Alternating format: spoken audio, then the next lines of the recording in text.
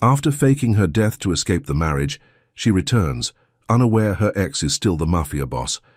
And what happens next will change everything she thought she knew about love, survival, and the man she left behind.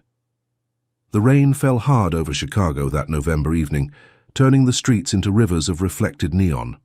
Elena Marchetti stepped off the bus at Union Station, pulling her worn coat tighter against the cold. 5 years since she had last breathed this city air, last walked these streets, last existed as anyone other than a ghost. She looked different now. Her once long dark hair was cut short, dyed a soft auburn that caught the light in ways her natural color never had. Her face had thinned, sharpened by years of running, of working double shifts in small-town diners, of sleeping with one eye open. But her eyes remained the same, deep brown pools that held secrets too heavy for such a young woman to carry. Elena was 32 now. She had been 27 when she died. Or rather, when Elena Marchetti ceased to exist and Emma Collins was born from the ashes of a desperate escape. The taxi splashed through puddles as it carried her toward the north side, toward the address she had memorized from the lawyer's letter, her grandmother's brownstone, the only family she had left. And now Rosa Marchetti was gone too, leaving behind a modest inheritance and a mountain of questions Elena was not sure she wanted answered. She pressed her forehead against the cold window, watching the city transform around her. The old neighborhood had changed. Sleek high-rises now stood where crumbling tenements once decayed. Trendy coffee shops replaced the corner bodegas where she used to buy penny candy as a child. Progress, they called it. Elena called it erasure. The taxi stopped in front of a narrow brownstone wedged between two newer buildings like a stubborn relic refusing to surrender. Elena paid the driver with crumpled bills and stepped onto the sidewalk, her small suitcase wheels catching on the uneven concrete. The key the lawyer had sent fit perfectly into the old lock. The door groaned open, releasing the musty scent of closed rooms and faded memories. Elena stepped inside, her footsteps echoing in the empty foyer. Everything was exactly as she remembered. The faded wallpaper with its delicate rose pattern, the wooden staircase with the third step that always creaked, the small table by the door where her grandmother used to keep a bowl of hard candies for visiting children. Elena closed the door behind her and leaned against it, finally allowing herself to breathe. She was home. After 5 years of running, of hiding, of being someone she was not, she was finally home. But home, she would soon discover, was no longer the safe harbor she remembered. Across the city, in a penthouse overlooking Lake Michigan, Dominic Vittori stood at the floor-to-ceiling windows, a glass of whiskey untouched in his hand.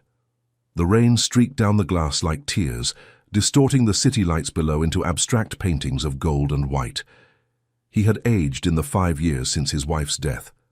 Silver now threaded through his dark hair at the temples, and lines had carved themselves around his eyes and mouth, lines that spoke of sleepless nights and buried grief.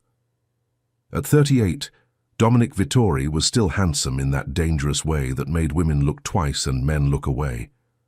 But there was a coldness in him now that had not existed before, a fortress built around whatever remained of his heart. His phone buzzed on the desk behind him. He ignored it. Then it buzzed again, and again. Dominic turned, his jaw tightening as he saw the name on the screen.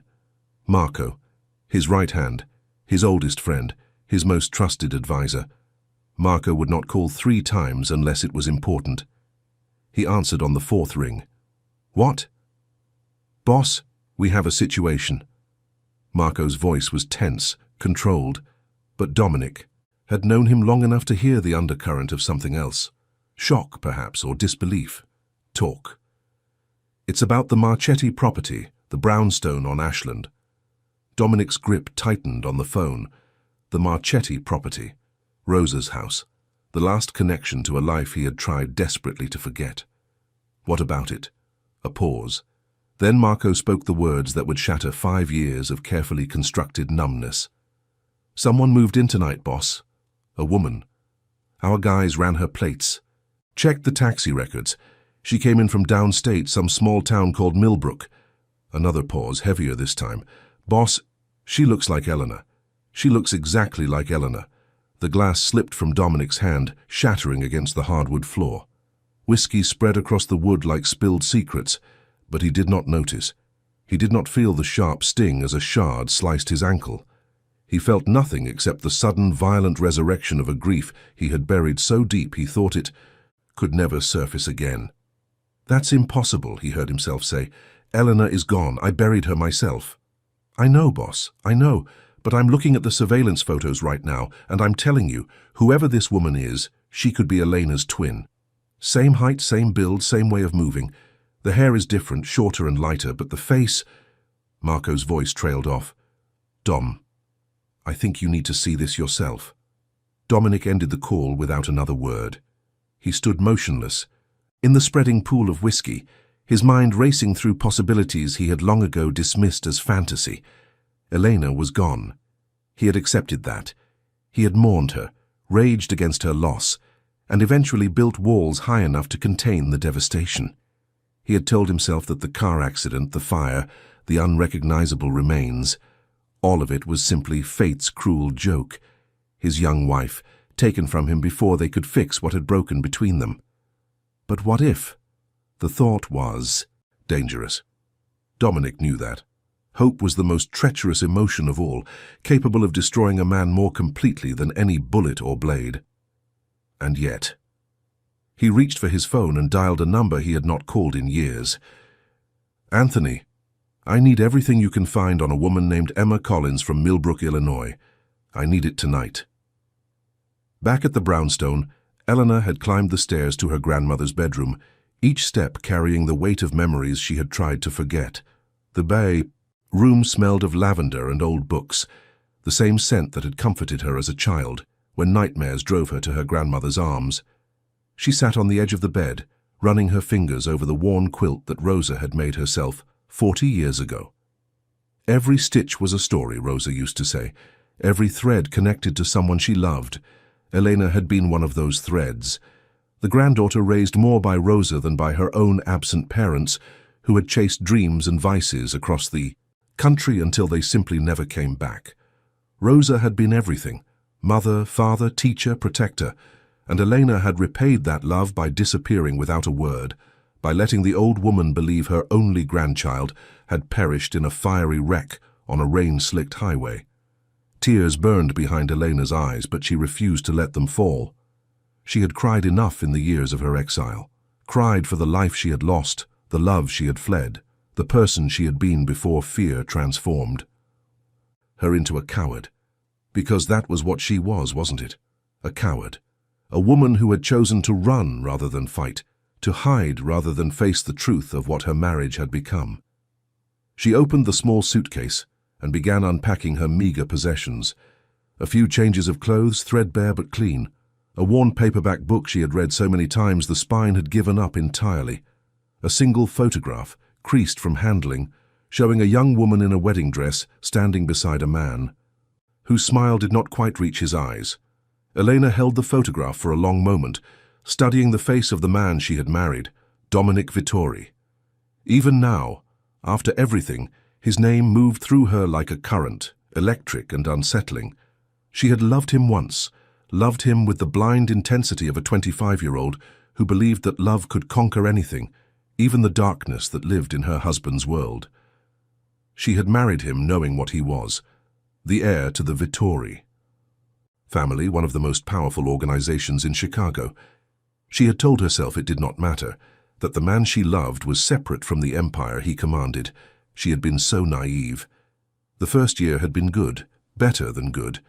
Dominic had been attentive, passionate, protective in ways that made her feel cherished rather than controlled. He had kept his work separate from their home, shielding her from the violence and power plays that defined his daily existence. But slowly, inevitably, the wall between his two lives began to crack. Late-night phone calls that made him dress in silence and disappear until dawn. Strangers appearing at their door with hard eyes and harder questions. The way his own eyes would sometimes go flat and cold when he thought she was not looking, as though the man she loved had stepped away and something else had taken his place. Elena had started asking questions. Dominic had started giving answers she wished she had never heard. And then came the night. That changed everything. She closed her eyes against the memory, but it came anyway, vivid and merciless. The argument. His voice raised for the first time in their marriage, not in violence, but in something worse, in fear. He had been trying to tell her something, trying to warn her about a threat she did not understand. And she, terrified and overwhelmed, had done the only thing her panicked mind could conceive. She had run. 3 weeks later, Elena Marchetti died in a car accident on Interstate 55. The vehicle had veered off the road during a storm, rolled down an embankment and caught fire. The body inside was burned beyond recognition, identifiable only by dental records and the wedding ring that had somehow survived the flames. What no one knew, what no one could know, was that the body in that car had been someone else entirely. A Jane Doe from the county morgue, unclaimed and unmourned, given a final purpose by a desperate woman with connections she had never wanted to use. Elena had not planned the deception alone. She had help from someone she had trusted, someone who owed her a debt that could never truly be repaid. Together, they had orchestrated her death with meticulous precision, erasing Elena Marchetti from existence and creating Emma Collins in her place. For 5 years it had worked. Emma Collins had lived a quiet life in a quiet town, waiting tables at a diner called Rosie's, renting a room above a hardware store, speaking to no one about her. Psychast. She had convinced herself that she was safe, that Dominic would never find her, that the life she had fled was gone forever. But the letter from the lawyer had changed everything. Rosa's death, unexpected and devastating, had pulled her back to the city she had sworn never to see again. The inheritance was modest, the brownstone, some furniture, a small savings account. But that was not why Elena had come. She had come because guilt had finally grown stronger than fear. She had come to say goodbye to the only person who had ever truly loved her without conditions. And she had come, though she would not admit it even to herself, because some part of her had never stopped wondering about the man she had left behind. Outside the brownstone, a black SUV idled in the shadows. Inside, 2 men watched the single-lit window on the second floor with practiced patience. "She matches the photos," one of them said into his phone. "It's definitely her, or someone who looks exactly like her." On the other end, Marco listened with growing certainty. "Keep eyes on her. Don't approach, don't engage. The boss wants to handle this himself." The man in the SUV acknowledged the order and settled in for a long night. Above them, unaware that her past was already closing in, Eleanor lay on her grandmother's bed and stared at the ceiling until exhaustion finally pulled her into dreamless sleep. Check if you are already subscribed to this channel. If you love stories that grab your heart, and never let go stories that make you feel every emotion as deeply as if you were living them yourself, then you belong here with us. Hit that subscribe button now so you never miss a moment of what happens next. Morning arrived grey and reluctant, the kind of Chicago autumn day that seemed designed for melancholy. Eleanor woke to the sound of rain still tapping against the windows and the distant rumble of the elevated train several blocks away. She lay still for a moment, orienting herself to this familiar place, her grandmother's room, her grandmother's bed, her grandmother's life, now ended, leaving only objects and echoes behind. Elena rose and dressed in jeans and a simple sweater, then descended the creaking stairs to the kitchen. The refrigerator held only a carton of expired milk and a withered apple, reminders that Rosa had been too ill in her final weeks to shop for herself. Elena added grocery shopping to the mental list she was compiling right after meeting with the estate lawyer and before figuring out how long she could stay without being discovered. Because someone would discover her eventually, she had accepted that risk when she boarded the bus in Millbrook. The question was not if, but when, and whether she could accomplish what she needed to do before that moment arrived. She found her grandmother's old coffee maker in the cabinet where it had always lived, alongside mismatched mugs and a sugar bowl shaped like a fat ceramic cat. The grounds, she discovered in the freezer, were stale but serviceable. Soon the kitchen filled with the comforting aroma of brewing coffee, and Elena allowed herself a small smile at the simple pleasure. She was pouring her first cup when the knock came at the front door. Elena froze, the coffee pot suspended in mid-air. No one knew she was here. The lawyer had agreed to keep her presence confidential until the estate was settled. She had told no one in Millbrook where she was going, had paid for her bus. Ticket in cash, had been so careful. The knock came again, more insistent this time. Elena set down the pot with trembling hands and moved silently toward the front of the house. The old brownstone did not have a peephole in its original wooden door, a security oversight that Rosa had never bothered to correct. Elena pressed herself against the wall beside the door and called out in a voice steadier than she felt. "Who is it?" "Delivery for E. Collins," came the reply. A man's voice, young and bored, the universal tone of package couriers everywhere. Elena's heart rate slowed slightly. A delivery. That was all. Probably something Rosa had ordered before her illness took hold. She unlocked the door and opened it a few inches, just enough to see the uniformed young man holding a rectangular package. "Sign here, please." He thrust a digital tablet toward her. Elena signed with the false name that had become her own, accepted the package, and closed the door quickly behind her. She stood, in the foyer, examining the box with growing unease. It was addressed to Emma Collins, not Rosa Marchetti, and the return address was a Chicago location she did not recognize. No one should know she was here under that name. No one. She carried the package to the kitchen table and stared at it for a long moment before curiosity overcame caution. Using a knife from Rosa's drawer, she sliced through the packing tape and opened the cardboard flaps. Inside, nestled in tissue paper, was a single white orchid in a small crystal vase, and beneath it, a card in an envelope the color of cream. Elena's hands shook as she opened the envelope. The card inside bore only 2 words, written in handwriting she would recognize anywhere. "Welcome home." The card fell from her nerveless fingers, floating to the floor like a dying leaf. Dominic. Dominic knew she was here. Dominic knew she was alive. 5 years of running, of hiding, of being so careful, all of it undone in less than 24 hours. Eleanor's first instinct was to flee, to grab her suitcase, slip out the back door, and disappear again into the anonymous vastness of America. She had done it before. She could do it again. Find another small town, another assumed name, another life built on the foundation of lies. But even as the thought formed, she knew she would not act on it. Something had changed in the 5 years of her exile.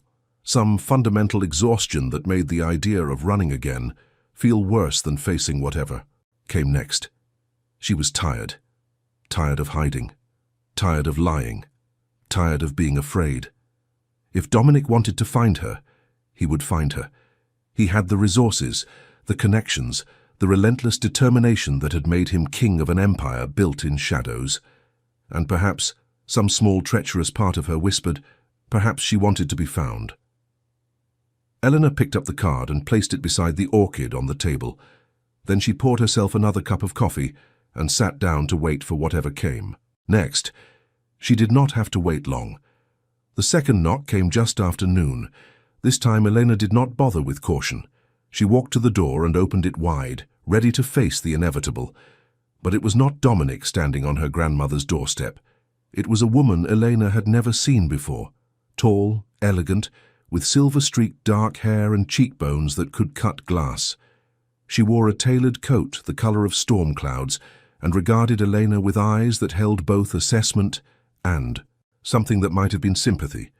"You must be Elena," the woman said. Her voice was smooth and cultured, carrying hints of an accent Elena could not quite place. "Or should I call you Emma? I understand you have been using that name for some time now." Elena gripped the doorframe to steady herself. "Who are you?" "My name is Valentina Vittori. I am Dominic's mother." The woman paused, letting that information settle. "May I come in? We have much to discuss, and I would prefer not to. Have this conversation where curious eyes might observe." Eleanor's mind raced through possibilities, none of them good. Dominic's mother, the matriarch of the Vittori family, the woman who had ruled the household even as her husband built an empire. Eleanor had met her only once before the wedding, a brief and formal encounter that had left her with the impression of controlled power wrapped in expensive silk. "How did you find me?" Eleanor asked, not moving from the doorway. Valentina smiled, an expression that did not quite reach her eyes. "My dear, you married into the Vittori family. Even in death you remained connected to us. When Rosa passed, we monitored the situation. We knew someone would come to handle her affairs." She tilted her head slightly. "We simply did not expect that someone to be a ghost." "And the orchid? The card?" "That was my son's doing. Rather dramatic, I thought, but Dominic has always had a flair for the theatrical gesture." Valentina glanced past Elena into the dim interior of the brownstone. "I would truly prefer to continue this conversation inside. The rain is beginning again, and this coat was quite expensive." Against her better judgment, Elena stepped aside. The two women sat in Rosa's small living room, separated by a coffee table covered in lace doilies and ancient magazines. Eleanor had not offered refreshment, and Valentina had not asked for any. They studied each other like chess players evaluating the board before the first move. "You faked your death," Valentina said finally. It was not a question. "Yes. You let us believe you had perished in that accident. You let my son bury an empty coffin, mourn a wife who was very much alive, carry the weight of guilt that nearly destroyed him." Elena's throat tightened. "I did what I had to do to survive." "Did you?" Valentina's voice was flat. "And what exactly were you surviving, Elena? My son loved you. He never raised a hand to you, never treated you with anything but devotion. Yet you chose to make him a widower rather than simply asking for a divorce." The accusation stung, not because it was unfair, but because it contained a grain of truth that Elena had never wanted to examine too closely. She had been afraid, yes. But afraid of what exactly? Dominic had never hurt her physically. He had never threatened her, never controlled her movements, never been anything but the man she had fallen in love with. Until that last night. Until the argument that had revealed the full truth of what his world contained and what her continued presence in it would mean. "You don't know what he told me," Elena said quietly. "You don't know what I learned about the family business, about the enemies circling, about what they would have done to me to hurt him." Valentina was silent for a long moment. When she spoke again, her voice had lost some of its sharp edge. "I know more than you think, child. I have lived in this world for over 40 years. I know what it costs to love. A man whose power makes him a target. I know the fear that lives in your chest like a second heartbeat, the constant calculation of risks and threats and worst-case scenarios." She leaned forward slightly. "But I also know that running solves nothing. The world does not become safer simply because you close your eyes to it." "I was 27 years old," Elena said. "I was pregnant." The words hung in the air between them, heavy with implication. Valentina's expression shifted, something cracking in the careful mask she wore. "Pregnant," she repeated slowly. 3 months along. I found out the same week Dominic told me about the threat from the Rossetti family, about what they had done to his cousin's wife to send a message. Eleanor's voice trembled despite her efforts to control it. "I couldn't risk it.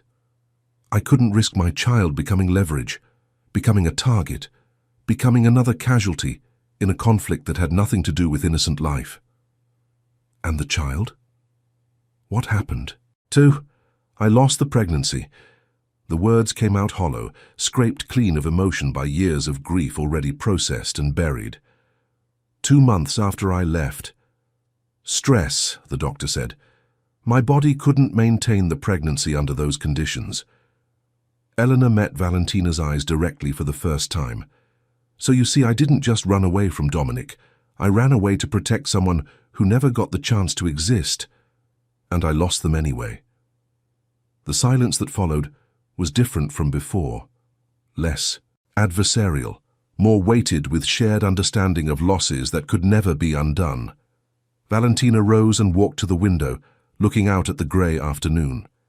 When she spoke, her voice had softened considerably. Dominic doesn't know. About the pregnancy, about any of it. He believes you simply couldn't handle his world, that you chose death over life with him. The guilt has eaten at him for 5 years.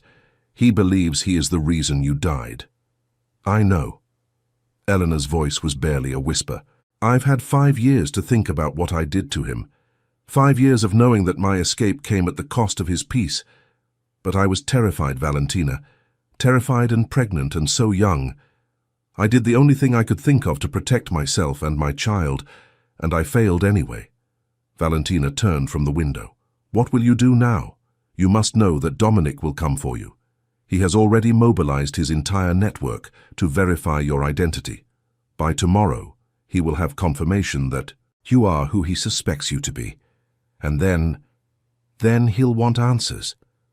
Eleanor stood, wrapping her arms around herself, as if fighting off a chill that had nothing to do with temperature. I don't have good answers, Valentina.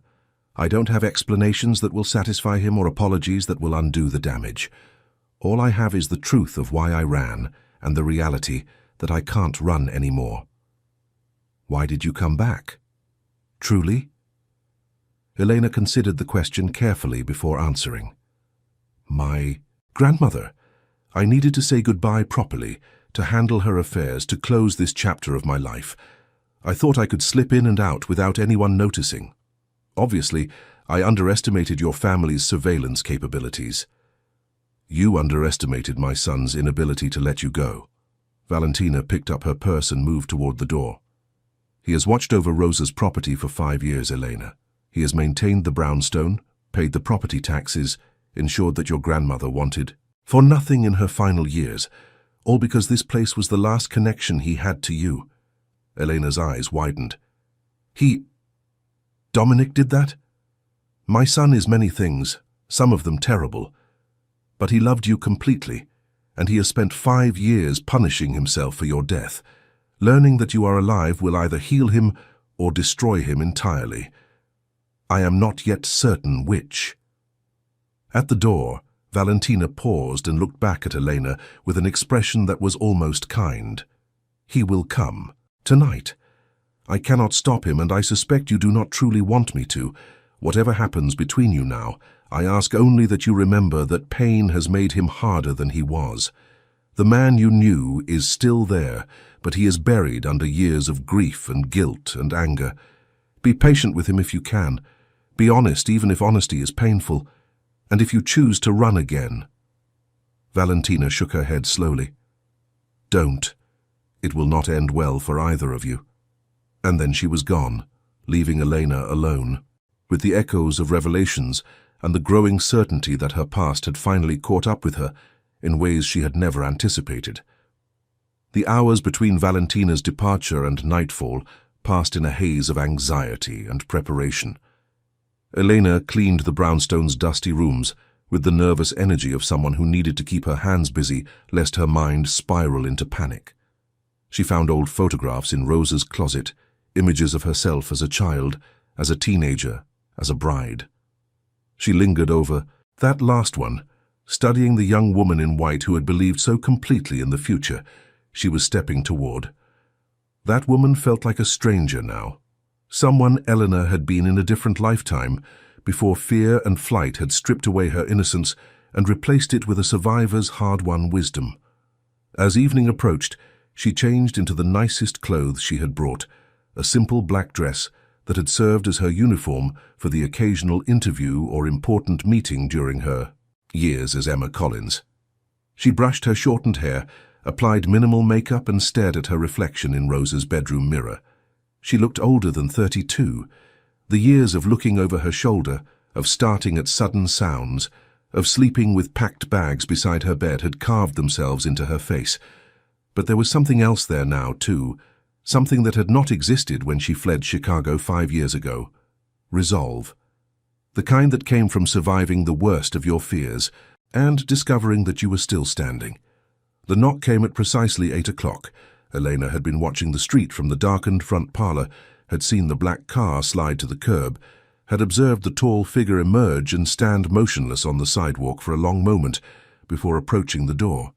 She did not make him knock twice. The door swung open, and there he was.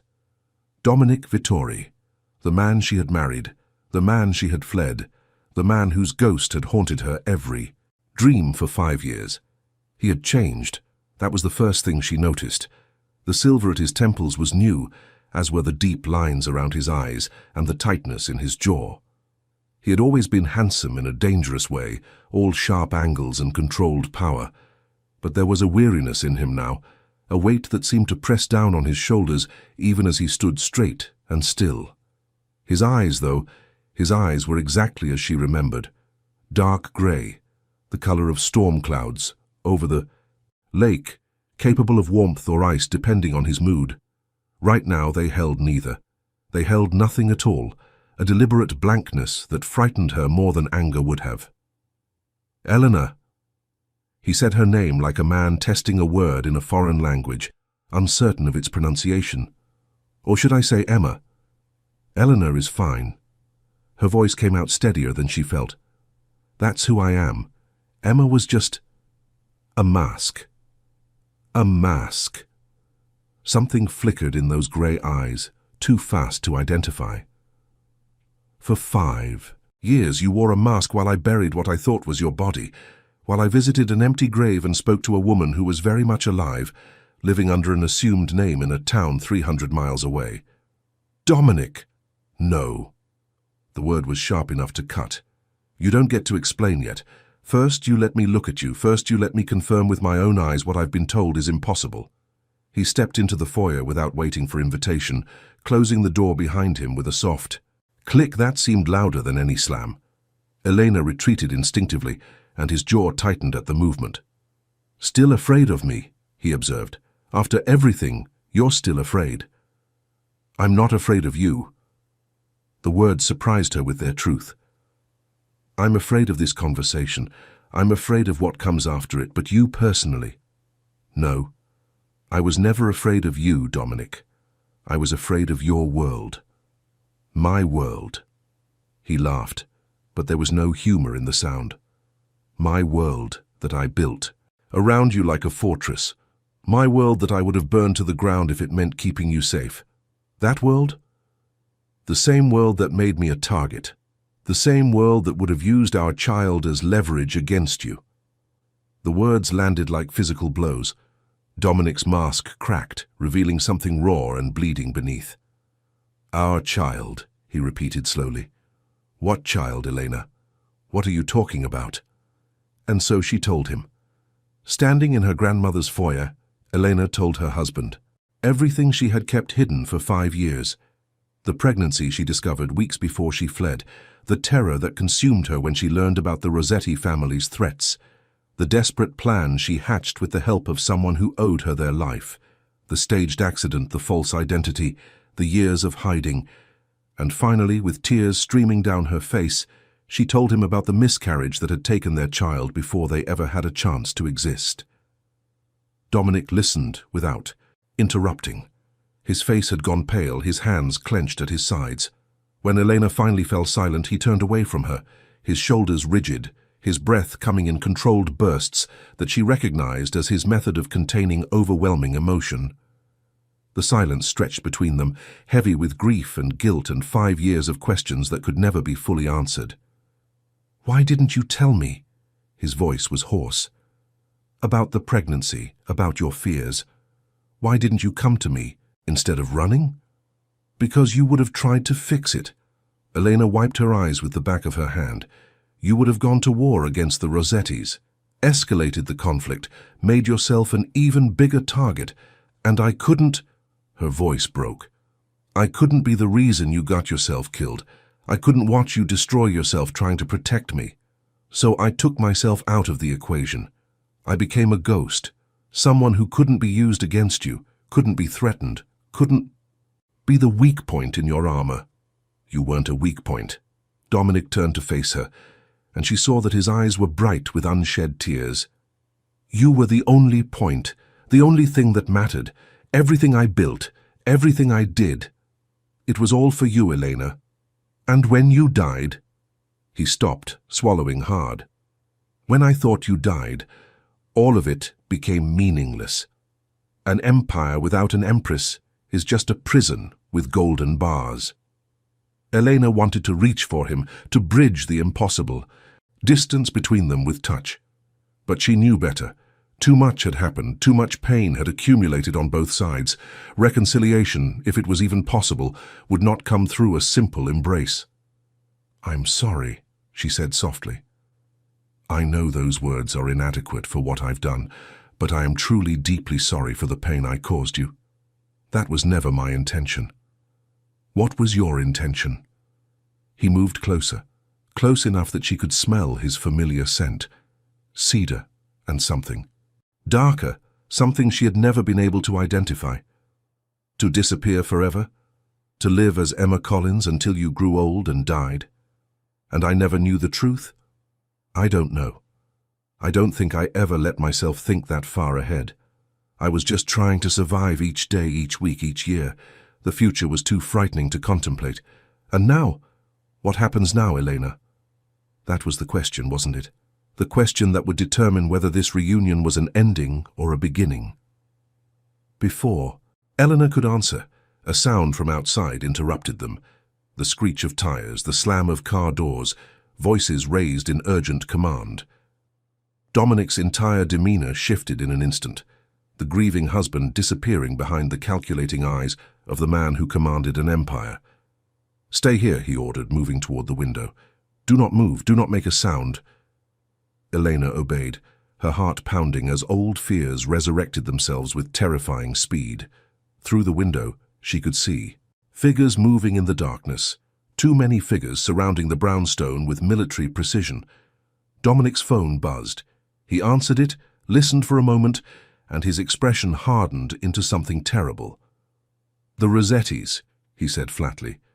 "Somehow they've learned you're alive. And they've decided that unfinished business is still worth finishing." The world that Elena had fled 5 years ago had found her, and this time there was nowhere left to run. If this story is making you feel something deep in your heart right now, if you're holding your breath wondering what happens next, then pause for just a moment and leave a comment below saying, "Even the strongest walls can't protect a broken heart." I want to know who's feeling this journey as deeply as I am. The brownstone had become a fortress and a trap, its old walls the only barrier between Elena and the armed men gathering in the darkness outside. Dominic moved with the efficient grace of someone who had faced such situations before, checking windows, assessing exits, making rapid calls on his phone in a voice too low for her to hear clearly. Eleanor stood frozen in the foyer, her mind struggling to process the sudden shift from emotional confrontation to physical danger. This was exactly what she had run from 5 years ago, this collision of her husband's world with her own existence, this moment when love became indistinguishable from war. "How many?" she managed to ask.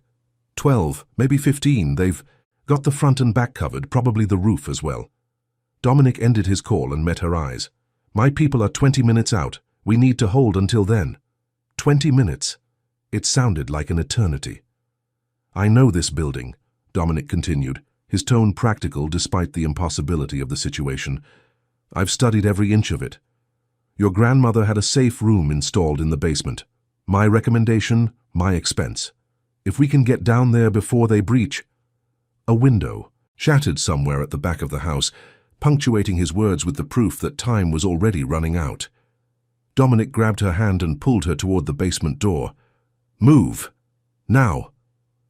They descended into darkness, Elena gripping Dominic's hand with the desperate strength of someone clinging to their only anchor in a storm. Behind them, she could hear the sounds of entry, doors being kicked in, heavy footsteps spreading through the upper floors, voices calling to each other in coded commands. The basement was exactly as she remembered it from childhood, low-ceilinged and musty, filled with Rosa's forgotten possessions. But where there had once been a blank wall, Eleanor now saw a heavy metal door that looked completely out of place among the antique furniture and cardboard boxes.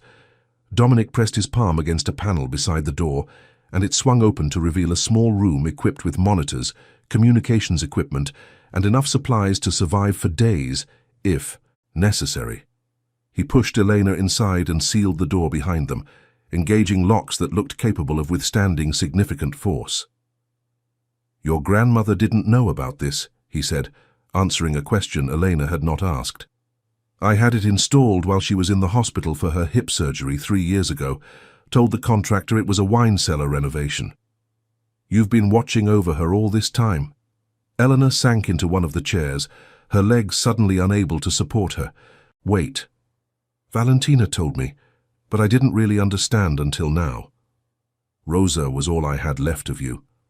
Dominic's voice was matter of fact, as if he were discussing ordinary business rather than years of devoted protection.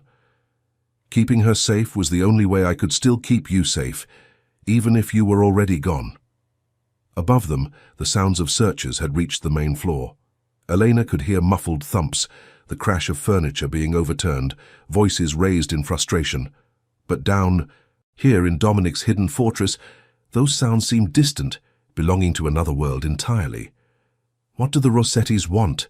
Elena asked. After 5 years, why would they care if I'm alive or not? Dominic turned from the monitors he had been examining and sat in the chair across from her. In the dim light of the safe room, his face looked older, more worn, as though the adrenaline was the only thing holding exhaustion at bay. The situation has changed since you left. The old boss, Antonio Rossetti, died 2 years ago. His son Michael took over, and Michael is... Dominic paused, searching for the right words. Different, more ambitious, less patient. He's been consolidating power, eliminating anyone who might challenge his authority. And he's always been obsessed with what he considers unfinished business, meaning me. Meaning the woman who humiliated his family by escaping their threat. As long as you were dead, you were a closed chapter. But alive? Dominic shook his head slowly. Alive? You're proof that someone escaped their reach. That's intolerable to a man like Michael Rossetti. Eleanor absorbed this information, fitting it into the puzzle she had been assembling for 5 years. And you? Where do you stand with them now? Where I've always stood. In opposition. A ghost of his old sardonic smile crossed Dominic's face. The Vittori family isn't what it was when we married, Elena. I've spent the past 5 years transforming our operations, moving away from the activities that put targets on our backs, establishing legitimate business ventures that don't require men with weapons to protect. But the Rossettis never accepted that evolution. They see it as weakness. Is it? Weakness? Perhaps. It's also the only way I could live with myself after you died. The smile faded. I used to tell myself that everything I did was for you, for us, for the family we would build together. And when you were gone, when I thought I had lost you forever, I couldn't stomach the justifications anymore. So I started changing things, slowly, carefully, but genuinely. I wanted to become the man you deserved, even if you weren't there to see it. The sincerity in his voice cut through Eleanor's defenses like nothing else could have. This was the Dominic she had fallen in love with. Not the powerful boss, not the calculating strategist, but the man who had looked at her on their wedding day and promised her a future built on love rather than fear. I didn't know, she whispered. I had no way of knowing you were changing. How could you? You were busy being dead. But there was no accusation in the words, only a weary acceptance of circumstances neither of them had chosen. Above them, the sounds of searching had intensified. Eleanor could hear footsteps directly overhead now, could imagine the Rossetti soldiers tearing through her grandmother's possessions, destroying the remnants of a life that had already ended. Her hands clenched, involuntarily at the thought. They'll find the basement eventually, she said. Yes, but they won't find this room. The door is designed to look like part of the foundation wall from the outside, and even if they suspect something, they don't have the tools or the time to breach it before my people arrive. As if in confirmation, Dominic's phone buzzed. He listened briefly, then ended the call with visible relief. 12 minutes. Our reinforcements are closer than expected. He paused, studying her face in the dim light. We're going to survive this, Elena, and then we're going to have to figure out what comes next. What do you want to come next? The question emerged before she could stop it. Dominic was silent for a long moment. When he spoke, his voice was rougher than before, stripped of its usual control. What I want is impossible. I want the past 5 years back. I want to return to that night before you ran and say different words, make different choices. I want the child we never got to have and the future we never got to build." He exhaled slowly. "But wanting those things won't make them real. So what I need to know is what you want. Do you want to disappear again? Go back to being Emma Collins in some other small town? I won't stop you if that's your choice. I'll even help you do it properly this time. Set you up somewhere they'll never find you. Ensure you have everything you need." And if I don't want to disappear? The question hung in the air, between them, charged with potential. "Then we'll figure out something else. Together." Dominic leaned forward, close enough that she could see the hope he was trying to hide behind his careful words. "I'm not the man I was 5 years ago, Elena. I've changed, rebuilt myself from the grief up. I'm not asking you to trust me based on who I used to be. I'm asking you to give me the chance to show you who I've become." Before Elena could respond, the monitors behind Dominic lit up with movement. On one screen, she could see dark figures retreating from the brownstone's rear entrance. On another, vehicles pulling away from the front. And on a third, the welcome sight of SUVs bearing familiar markings pulling into position. "Our people," Dominic confirmed, checking his phone. "The Rossettis are withdrawing. They don't have the numbers for a direct confrontation." Relief flooded through Eleanor, so powerful that it left her momentarily light-headed. They had survived. Against all odds, against the collision of past and present, they had survived. Dominic rose and began the process of unlocking the safe room door, but he paused before opening it, turning back to face her. "You don't have to decide anything tonight," he said quietly. "You've had enough shock for one lifetime, let alone one evening. For now, let me get you somewhere safe, somewhere you can rest and think. The choices can wait until you're ready to make them." Elena stood, her legs steadier now than they had been. "Where would we go?" "I have a place outside the city. Remote, secure, unknown to anyone outside my immediate circle. You can stay there as long as you need. No pressure, no expectations. Just safety and time." Safety and time. Two things Elena had not truly had since the day she fled Chicago. Two things she had not realized she was desperate for until this moment. "All right," she said. "Take me there." Dominic opened the safe room door, revealing the damaged basement beyond. But as Elena stepped through, she did not look back at the destruction. She looked forward, toward whatever new chapter was waiting to be written. The safe house was not what Elena had expected. When Dominic had mentioned a remote location, her mind had conjured images of isolated cabins or anonymous highway motels. Instead, the SUV carried them through the darkness to a lakeside estate that looked like something from a magazine, spread on contemporary architecture. Glass and stone rose from the landscape in clean lines, surrounded by acres of private woodland that ensured no neighbors could intrude. A long driveway wound through the trees before depositing them at an entrance flanked by subtle security measures that Elena's trained eye recognized as state-of-the-art. "This is yours?" she asked as they approached the front doors. "One of several properties I acquired after you left. I needed places to think, to rebuild. Places that didn't carry memories of us." Dominic punched a code into the panel beside the door. "This became my primary retreat. I've never brought anyone here before." The interior was as impressive as the exterior. High ceilings, warm woods, floor-to-ceiling windows that would offer stunning views of the lake in daylight. But the furnishings were comfortable rather than ostentatious, chosen for functionality as much as aesthetics. It was the home of a man who valued peace over display. Dominic led her through the main living area to a wing of guest rooms at the far end of the house. "You can have any of these. They're all equipped with private bathrooms and the kitchen is stocked. Tomorrow I'll have someone bring your things from the brownstone, whatever the Rossettis didn't destroy." "Where will you be?" "The master's suite is on the opposite wing, far enough to give you privacy, close enough to respond if anything happens." He paused in the hallway, suddenly awkward in a way that reminded Eleanor of their first dates, before power and danger had complicated everything. Get some rest, you're safe here, I promise you that. Eleanor chose a room overlooking the lake and closed the door behind her with a sigh that seemed to release years of tension. The space was beautiful.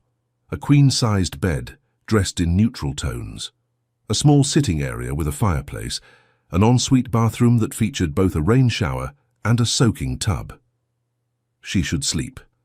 Every cell in her body was crying out for rest. But her mind refused to quiet, replaying the impossible.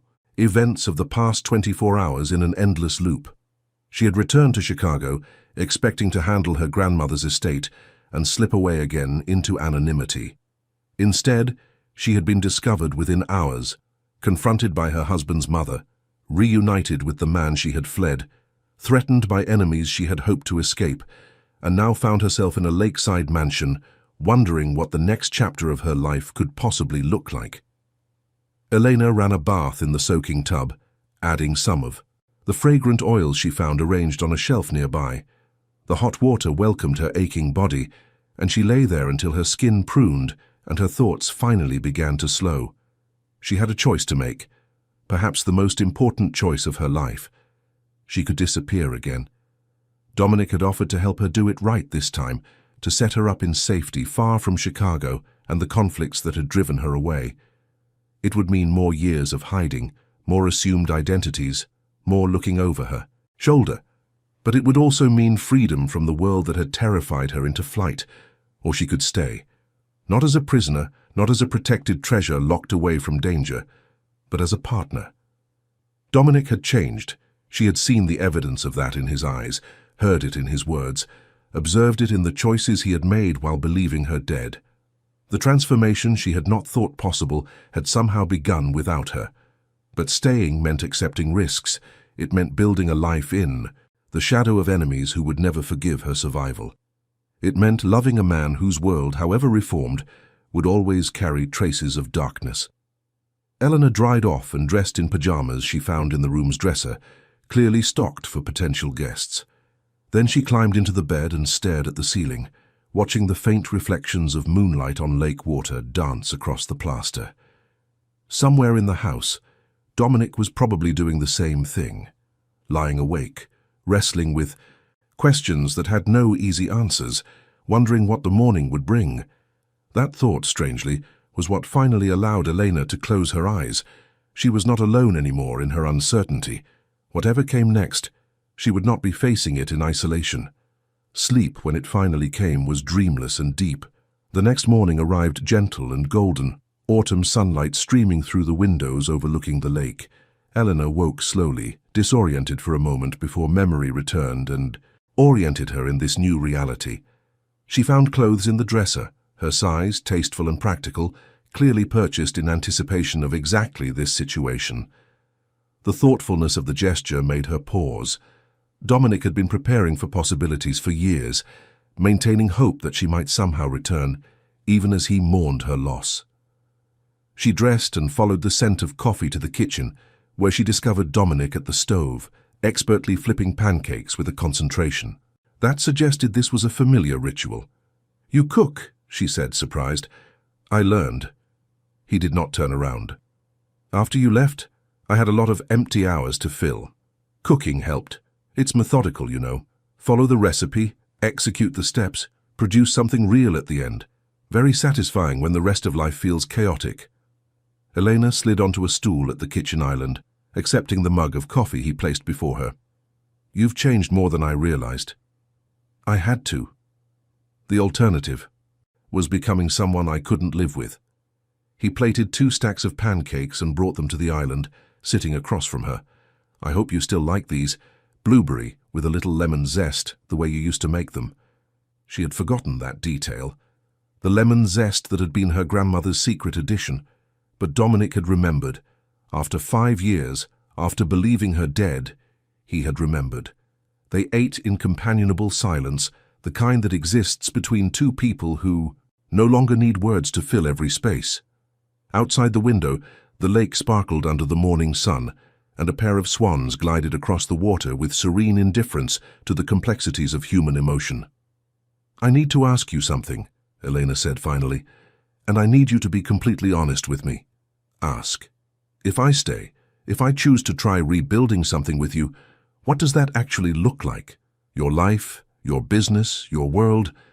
How do I fit into it without becoming what I was before? Without being a target, a vulnerability, a weakness your enemies can exploit? Dominic set down his fork and met her eyes. I've thought about that question for 5 years. I've imagined every scenario, planned for contingencies I hoped I'd never need, designed a life that could accommodate a partner without endangering them. And the truth is that I can't guarantee your safety any more than I could 5 years ago. What I can guarantee is that the threats have diminished. The Rossettis are the last major adversary who still operates by the old rules. Everyone else has either been eliminated, reformed, or bought off. The empire I inherited has become something different: legitimate businesses, real estate, investments, legal enterprises that don't require armed protection. But the Rossettis remain, for now. But that problem has a finite timeline. Dominic's expression hardened. Michael Rossetti made a mistake coming after you last night. He exposed his hand too early, revealed his obsession to people who will help me exploit it. Within 6 months, maybe less, the Rossetti family will no longer be a factor in anyone's equation. Eleanor studied his face, searching for the ruthlessness she remembered, the cold calculations that had frightened her years ago. She found something different, a determination that was fierce but controlled, protective rather than predatory. And after the Rossettis, what then? Then we live. For the first time since her return, Dominic's smile reached his eyes. Normally, boringly, beautifully. Travel if you want. Stay here if you prefer. Start over completely somewhere new. I don't care where we are or what we do, Elena. I only care that we're together. The simplicity of the statement cut through her carefully maintained defenses. This was not the power-hungry boss who had terrified her with revelations of threats and enemies. This was the man she had married, stripped of everything except his love for her, and his willingness to change for that love. I spent 5 years being afraid, Elena said slowly. 5 years hiding, running, pretending to be someone I wasn't. I thought that was what survival required. Becoming invisible, becoming nobody. She paused, gathering courage for the words that would change everything. But I don't want to be invisible anymore, Dominic. I don't want to be Emma Collins living a half-life in some forgotten town. I want to be Elena Vittori. I want to come home. The effect of her words on Dominic was visible. A release of tension, a softening of features, a brightness in his eyes that she had not seen in years. But he did not move to embrace her, did not rush the moment. Instead, he reached across the island and took her hand, holding it gently as though she were something precious that might shatter. "Are you sure?" he asked quietly. "Because once this begins, once we announce that you're alive and you're with me, there's no going back. The world will know. The enemies will know. Everything becomes real and permanent." "I'm sure." And she was. For the first time since she fled Chicago 5 years ago, Elena Marchetti was absolutely certain of what she wanted. "I'm tired of being a ghost, Dominic. I want to be alive again. I want to be your wife again. I want to build the life we should have had before fear drove me away." Dominic rose from his stool and came around the island to stand before her. He cupped her face in his hands, the way he had done on their wedding day, and looked into her eyes with an intensity that made her breath catch. "Then we start today, right now. We begin rebuilding everything we lost, and we don't stop until we've created something stronger than what we had before." He pressed his forehead against hers. "Welcome home, Elena. Welcome back to the living." And for the first time in 5 years, Elena Marchetti felt truly, completely alive. 6 months later, Elena stood at the window of the lakeside house that had become their home, watching snow fall on the frozen expanse of water beyond. The world was quiet, muffled by winter's white blanket, and she felt a peace she had not believed possible during her years of exile. So much had changed since that rain-soaked night in her grandmother's brownstone. True to his word, Dominic had systematically dismantled the Rossetti threat, not through violence, but through strategic exposure of their operations to authorities who were happy to receive such detailed evidence. Michael Rossetti and his top lieutenants were now facing decades of prosecution, their empire crumbling around them as former allies rushed to distance themselves from the wreckage.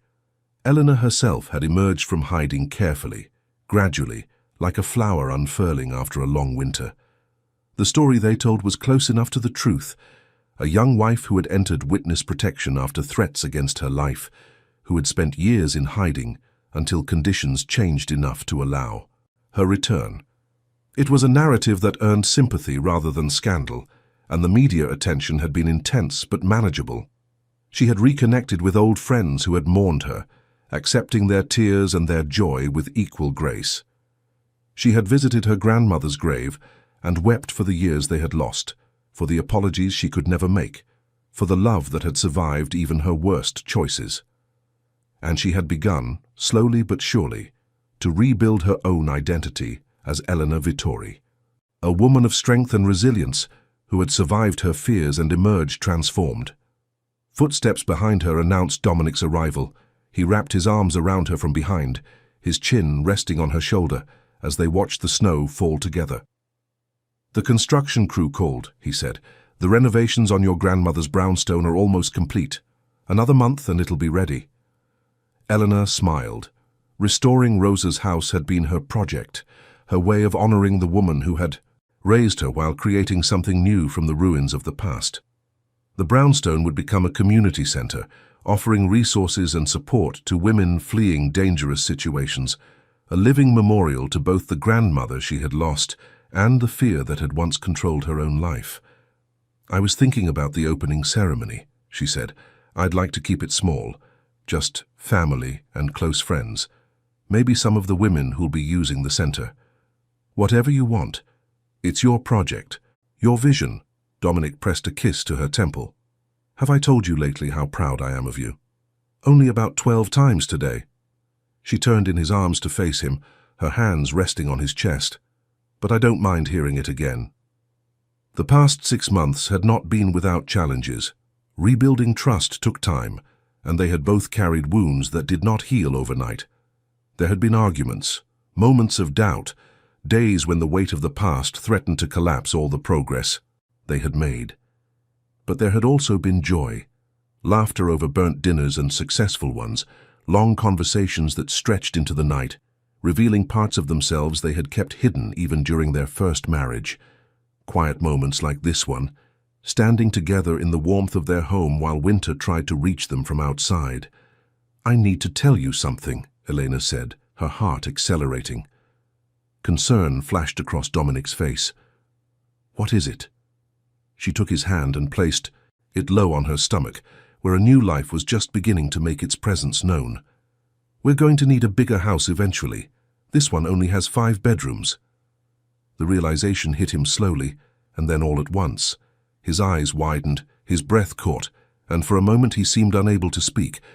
When he finally found his voice, it emerged rough with emotion. We're about 12 weeks along. I wanted to be sure before I told you. Wanted to wait until we were past the danger." "Zone?" Elena's own eyes were filling with tears.